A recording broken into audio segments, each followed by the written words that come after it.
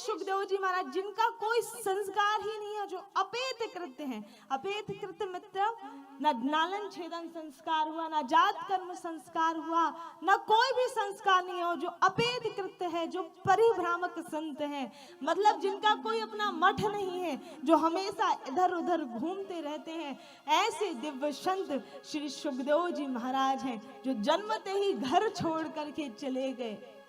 और ऐसे सुखदेव जी महाराज को यहाँ प्रणाम किया, जन्मते ही घर छोड़ के गए हैं। देखिए, सुखदेव जी महाराज जन्मते ही घर छोड़ के चल गए। वेद व्यास जी ने भागवत कथा की रचना कर ली। भागवत कथा में 18,000 श्लोक हैं। उम्र के ऐसे पड़ाव में रचना की है कि अब लिख तो दिया है इस ग्रंथ को, लेकिन लोगों तक कैसे पहुंचे? लिख दिया है, प्रचार प्रसार भी तो करना जरूरी है, लोगों तक कैसे पहुंचे? अब उम्र के इस पड़ाव पे है कि खुद तो प्रचार प्रसार कर नहीं सकते, तो सोचा किसे इस ग्रंथ का प्रचार प्रसार करने के लिए दिया जाए। कौन है जो इस ग्रंथ को लोगों तक पहुंचाएगा? रात भर ध्यान किया, एक ही नाम याद आया, क्या? पुत्र सुखदेव। सुखदेव जी ही योग्य हैं। पर सुखदेव जी तो जन्मते ही घर छोड़ के चले गए। सुखदेव जी को बुलाया कैसे जाए? और सुखदेव जी को कोई भी माया का प्रभाव नहीं है कि माता की याद आ रही, कि पिता की याद आ रही, कोई भी माया का प्रभाव नहीं। कैसे उन्हें वापस बुलाया जाए?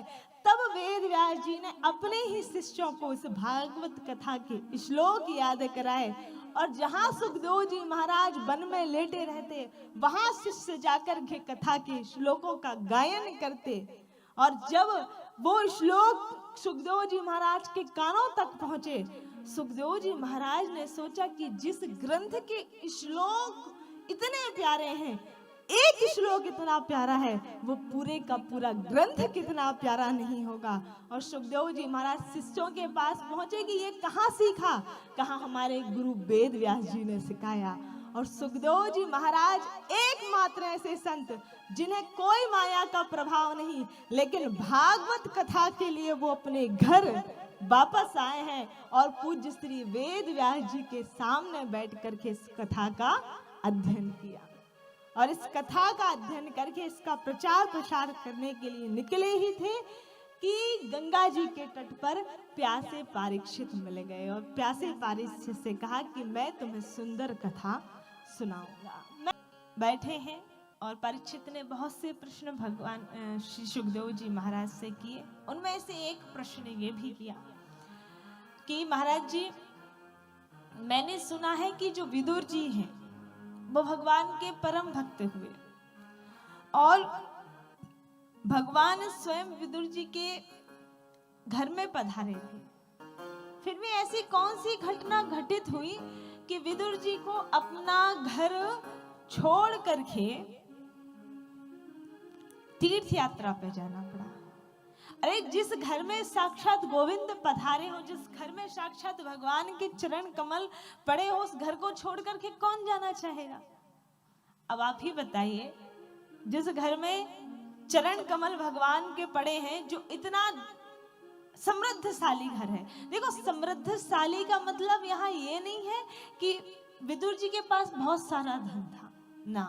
समृद्धशाली का मतलब ये है कि विदुर जी के घर में साक्षात जगत पिता परमात्मा के चरण कमल पड़े हुए थे। जिनके घर में भगवान के कमल पड़ गए हो, जिनके घर में भगवान के चरण पड़ गए हो, उससे ज्यादा समृद्धशाली दुनिया में कोई घर है ही नहीं।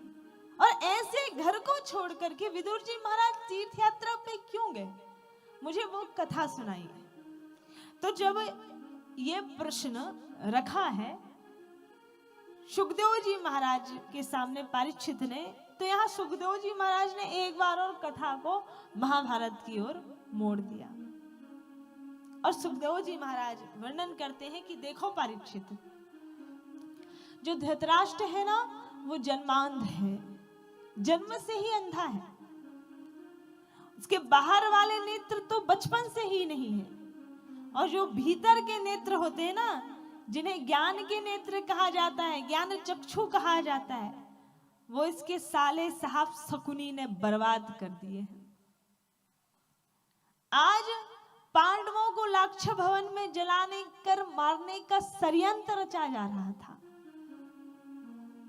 और ऐसा नहीं कि धृतराष्ट्र को ये बात पता नहीं थी, धृतराष्ट्र को भी ये बात पता थी कि आज पांडवों को मारने का षड्यंत्र रचा जा रहा है, लेकिन धृतराष्ट्र कुछ कर नहीं रहा था। विदुर जी को जैसे ये बात पता चली, विदुर जी को बड़ा दुख लगा और विदुर जी ने सोचा कि धृतराष्ट्र से जाके बात की जाए। विदुर जी धृतराष्ट्र के पास पहुंचे और दोनों हाथ जोड़ के कहा कि हे महाराज, आज एक महामंत्री होने के नाते नहीं बल्कि एक छोटे भाई होने के नाते निवेदन कर रहा हूं, मान लीजिएगा। हे महाराज, ये जो दुर्योधन है ना, दुर्योधन, आप इसकी बातों में मत लगिए, ये दुर्योधन ठीक नहीं है। हे महाराज, ये दुर्योधन जो है ये एक दिन आपके कौरव वंश का विनाश करके ही मानेगा।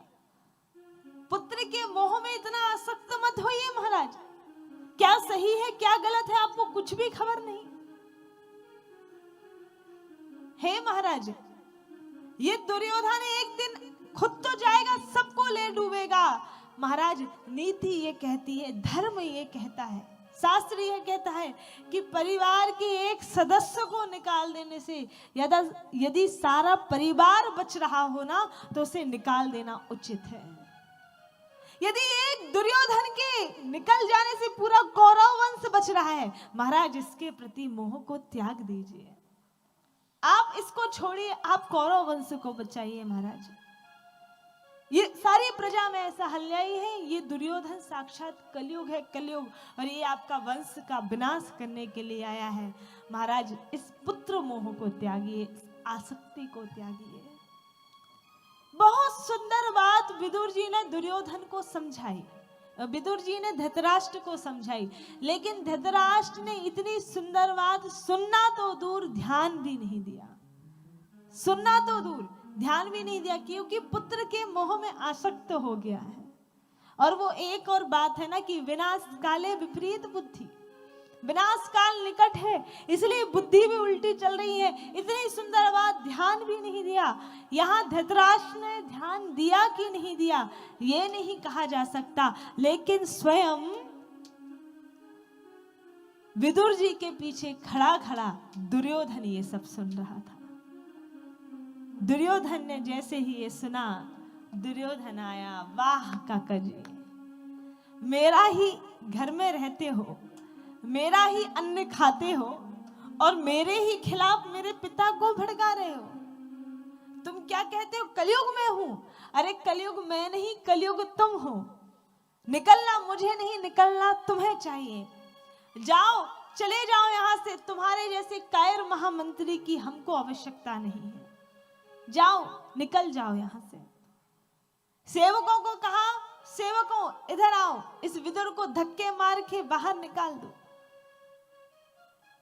भरी सभा में दुर्योधन विदुर जी जैसे महान संत का अपमान कर रहा है, लेकिन विदुर जी को बुरा नहीं लग रहा है।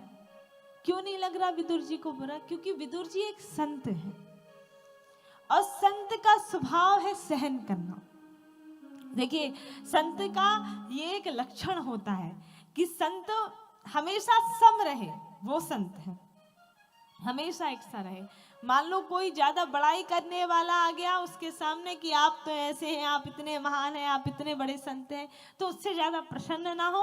और कोई दो चार बातें बुरी बोलने आ गया तो उससे ज्यादा गुस्सा ना हो। जो हमेशा एक से रहे, जिनको आपकी बुराई भलाई ज्यादा मतलब ना रहे, जो हमेशा भगवत ध्यान में रहे, अपने आप में मस्त रहे, वो है संत।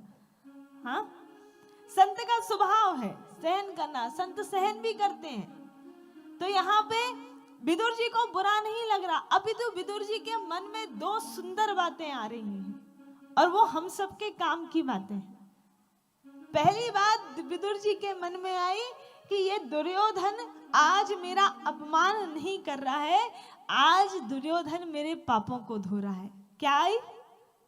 पाप को धो रहा है मेरे।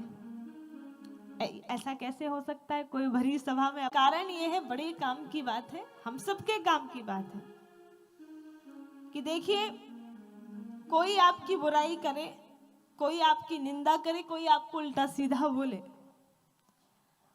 और आपने उसे चुपचाप यदि सुन लिया तो ध्यान दीजिएगा, यदि आपने उसे चुपचाप सुन लिया, आपने सोचा कि चलो ध्यान भी नहीं देना, वो आपको उल्टा सीधा बोलते जा रहा, आप उसे चुपचाप सुन रहे हैं, तो आपके जीवन के जो पाप है ना वो ऑटोमेटिकली उसके खाते में चले जाते हैं, उसके ऊपर चले जाते हैं। ध्यान दीजिएगा, ऑटोमेटिकली आपके पाप उसके खाते में चले जाते हैं। लेकिन हम में इतना धैर्य है कहाँ, हम में इतनी धीरज है कहाँ?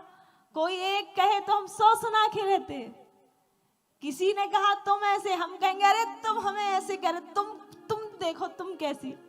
हाँ, उसने एक कहा, हम 100 जब तक नहीं सुनाएंगे हमारा मन नहीं भरेगा।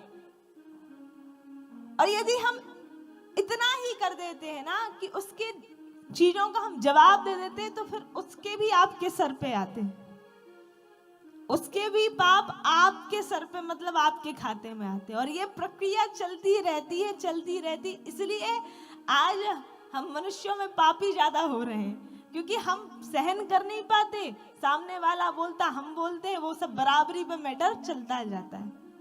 तो जब भी कोई यदि आपकी निंदा करे, पाप या बुराई करे, तो एक भाव, एक कहीं ना कहीं दिमाग में ये भी रखना चाहिए कि चलो ठीक है, जाने दो, जवाब हम नहीं देते, जवाब देने वाले वो परमपिता परमात्मा है, भगवान है, वो जवाब देंगे। आप शांत रहिए, आप इसलिए शांत रहिए क्योंकि इसमें आपका ही हित है, आपका ही भला है। ये सोच के, ये दिमाग में ये बात बिठा लीजिए। विदुर जी भी ये सोच रहे हैं कि आज ये मेरे मुझे बुरा नहीं बोल रहा, बल्कि मेरे पापों को धो रहा है, पहली बात। और दूसरी बात विदुर जी के मन में ये आई कि इस संसार में सबके भीतर नारायण व्याप्त है, सबके भीतर नारायण व्याप्त है, और ये निश्चित है। परमात्मा का अंश हम सबके भीतर है, ध्यान दीजिएगा, परमात्मा का अंश हम सबके भीतर है, तभी हम सुन पा रहे हैं, तभी हम कुछ कह पा रहे हैं, तभी हम बोल पा रहे हैं, तभी आप यहाँ बैठ के कथा सुन पा रहे हैं, हम कथा कह पा रहे हैं, ये सब लोग यहाँ बैठे हुए, क्योंकि परमात्मा का अंश हम सब जीव के भीतर है, इसलिए हमारे जीवन में चैतन्यता है। क्योंकि जिस दिन परमात्मा का अंश हम सबके भीतर से निकल गया, फिर यहाँ बैठने खाने पीने के योग्य नहीं, फिर हमारा स्थान शमशान में चला जाता है। वो जब अंश निकलता है तब ये स्थिति होती है। आज हम ये सब कर रहे हैं, मतलब परमात्मा का अंश है, सबके भीतर भगवान है।